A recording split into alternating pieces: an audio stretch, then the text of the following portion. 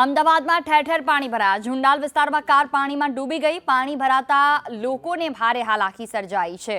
જે રીતે વરસાદ સતત વરસી રહ્યો છે, અમદાવાદમાં અલગ અલગ જગ્યાઓ પર પાણી ભરાયેલા જોવા મળ્યા। ઝુંડાલ વિસ્તારમાં કાર પાણીમાં ડૂબી।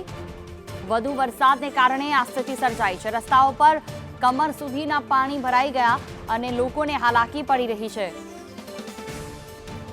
વધુ માહિતી સાથે સંવાદદાતા જયંતિ ચૌધરી ફોન લાઈન પર જોડાયા છે। જયંતિ, અમદાવાદમાં ઠેર ઠેર જગ્યાઓ પર પાણી ભરાયા, જ્યાં એક જગ્યા પર કાર ડૂબતી પણ જોવા મળી, શું વિગતો?